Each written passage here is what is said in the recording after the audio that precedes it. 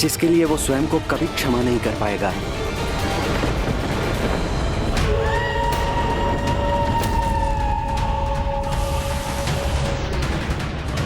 ये भस्म के कण एकत्र होकर मुझे इस गुफा की दिशा में क्यों खींचने का प्रयास कर रहे हैं?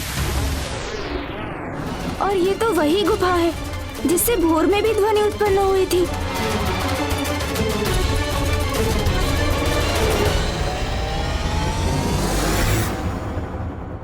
ये सत्य है प्रिय कि घटित हो जाने के पश्चात भले ही गणेश स्वयं को कभी क्षमा न कर सके, किंतु माता पराशक्ति की आकाशवाणी के अनुसार जो होना है वो तो अवश्य होगा। उसे कोई नहीं टाल सकता।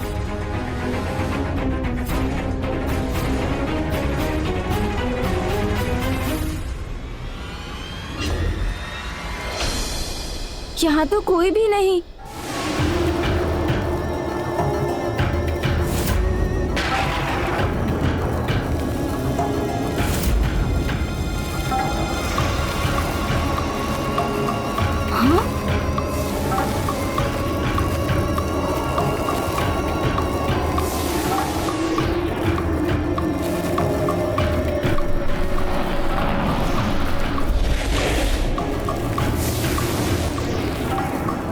ये भस्म के कण एक आकार लेने का प्रयास कर रहे हैं।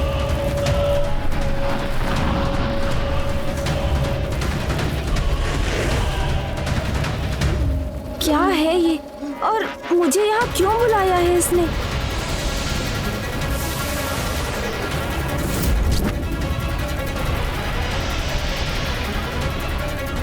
नहीं, मुझे मेरा यहाँ होना उचित नहीं प्रतीत हो रहा है। मुझे लौटना चाहिए यहाँ से।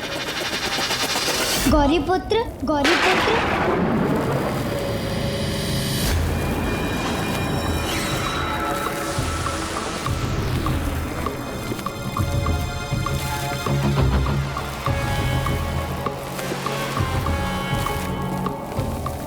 अनेक वर्षों से जो यहाँ आपकी प्रतीक्षा कर रहा है वो हूँ मैं। आपके समान मैं भी अकेला हूँ, जिसके पास ना कोई आता है न जिससे कोई कुछ कहता सुनता है। क्यों? मैं सत्य ही कह रहा हूँ ना मित्र। अकेलेपन का आभास तो अवश्य हो रहा है मुझे, किंतु मुझसे ये कहने का इसका क्या प्रयोजन है? गौरीपुत्र, मेरे कण आपके चारों ओर थे, इसलिए मुझे ज्ञात है कि आपको तो सभी ने अकेला छोड़ दिया है। पिता ध्यान में लीन हो गए। अब मेरे ध्यान समाधि का समय हो गया है। मैं प्रस्थान करता हूँ। माँ अन्य के साथ व्यस्त हो गई और आपके भ्राता और आपके नाना जी ने भी आपके जिज्ञासा पर ध्यान नहीं दिया। आपकी चिंता आपके विचारों को सुनने से अस्वीकार कर दिया। शेष ही मूषक जी, वो तो भोजन और निद्रा में व्यस्त रहते हैं। जानता हूँ, सब जानता हूँ मैं। कितना दुख हुआ आपको जब इतने प्रयासों के बाद भी किसी ने आपकी एक ना सुनी। ये भी ज्ञात है मुझे। और उससे भी रोचक बात है कि आपकी भी वैसी अवस्था है जैसे आपकी माता की थी जब उन्होंने आपकी रचना की थी।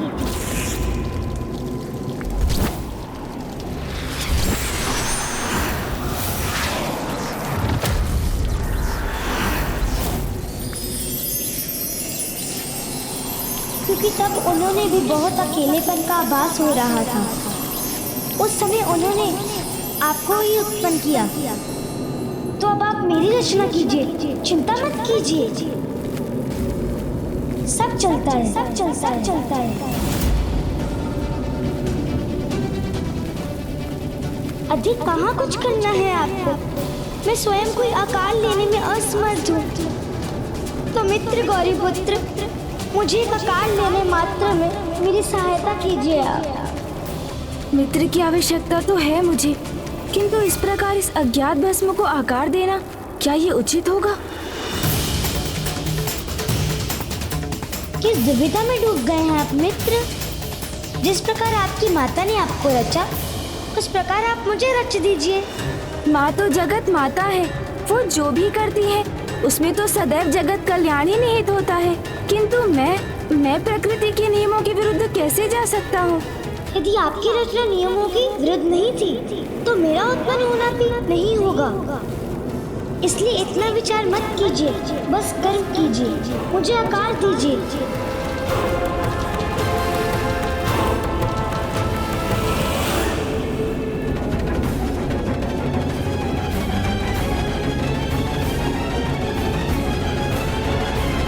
हो अथवा नहीं, किंतु मुझे आपकी सहायता की आवश्यकता है।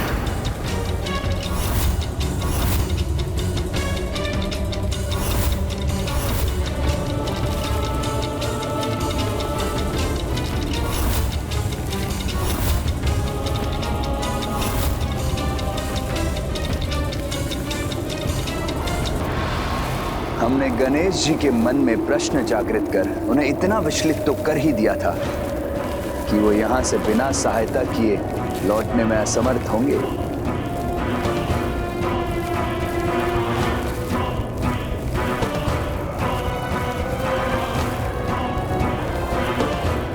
शीघ्र कीजिए गणेश जी, आपको जो भी करना है शीघ्र शीघ्र कीजिए।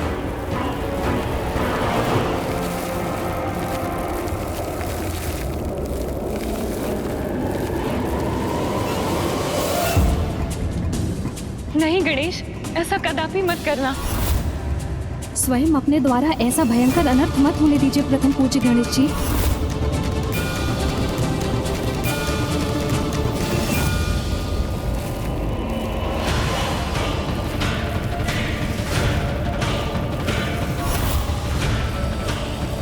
किसी की सहायता करने के लिए इतना विचार करने की क्या आवश्यकता है मित्र? किसी का सहायक बनने में तो सब चलता है, सब चलता है।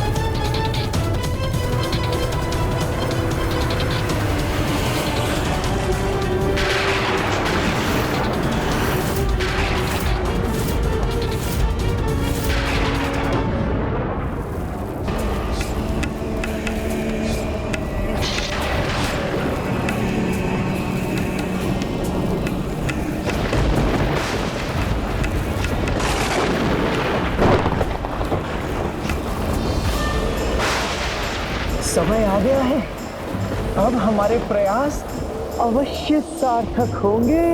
गणेश को हमने इतना अधीर कर दिया है कि उसके फल स्वरूप हमें हमारे महानायक का सानिध्य प्राप्त होने जा रहा है।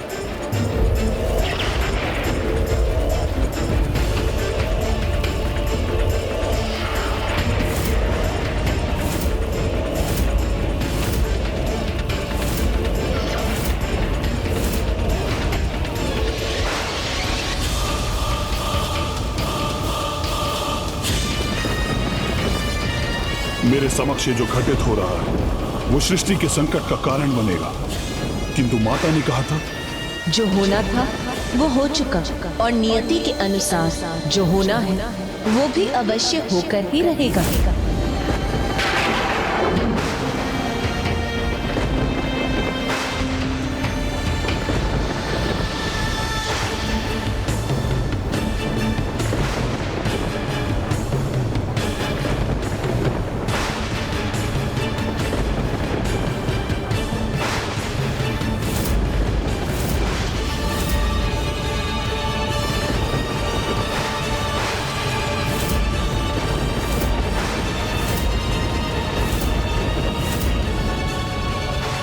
अभी तक मेरा कोई मित्र नहीं था, अब से ये मेरा मित्र होगा।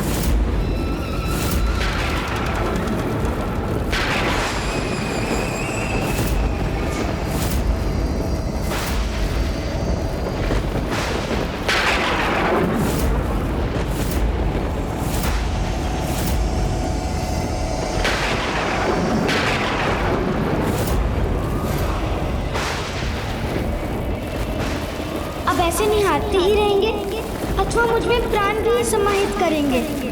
आप मात्र मेरे मित्र नहीं, मेरे रचयिता हैं, मेरे जन्मदाता हैं। हे महान प्रथम पूज्य गणेश जी, तो प्रतीक्षा मत कीजिए, शीघ्र इस कार्य को संपन्न कीजिए।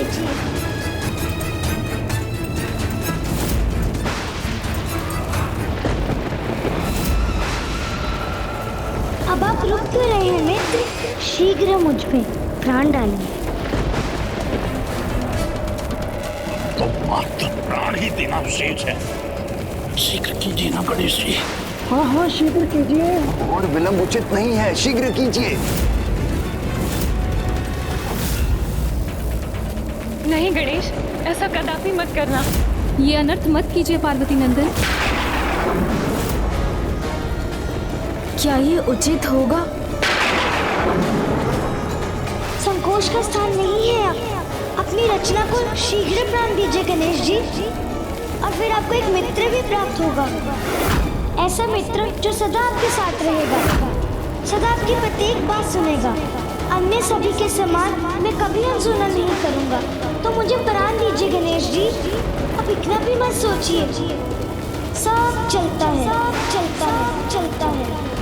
जो अपनी रचना होने के पूर्व ही अपना कार्य संपन्न करने की धूर्ता भरी युक्तियां जानता हो, वो भविष्य में और क्या क्या नहीं करेगा।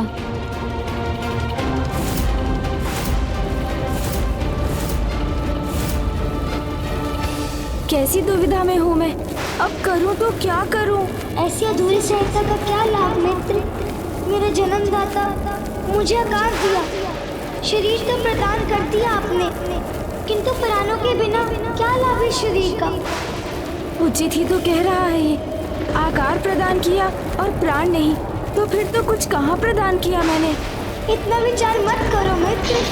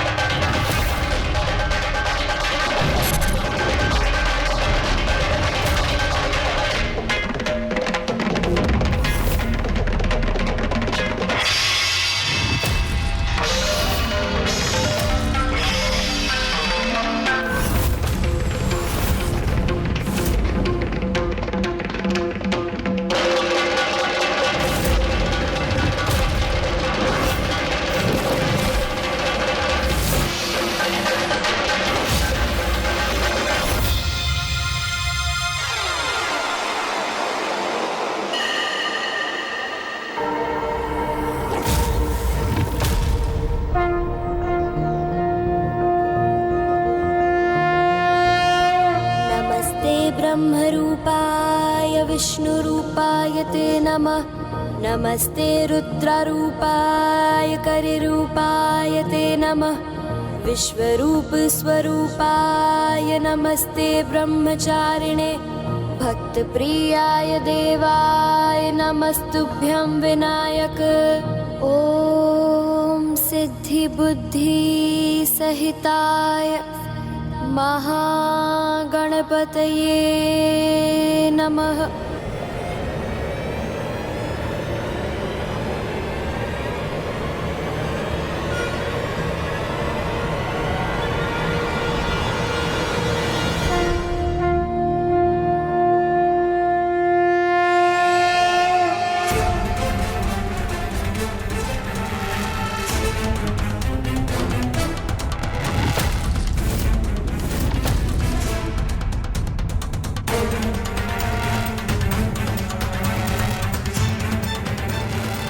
आपको कोटि कोटि धन्यवाद मेरे मित्र, मेरे जन्मदाता।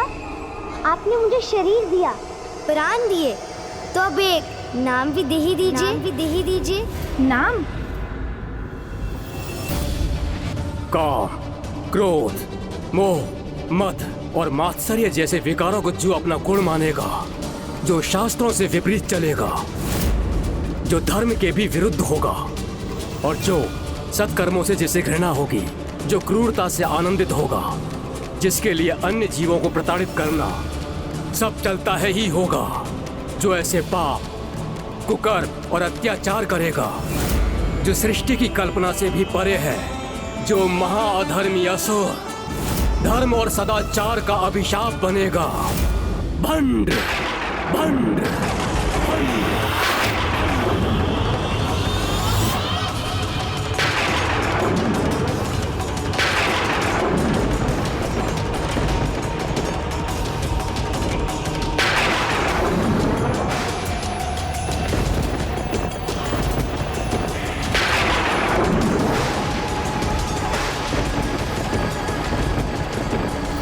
मैं तुम्हें तुम्हारा नाम देता हूँ, भंड कुमार। भंड कुमार। भंड कुमार, धन्यवाद। मारे महानायक भंड कुमार। एकाएक मुझे ऐसा क्यों आभास हुआ कि जैसे हमारे अलावा कोई अन्य भी यहाँ उपस्थित है।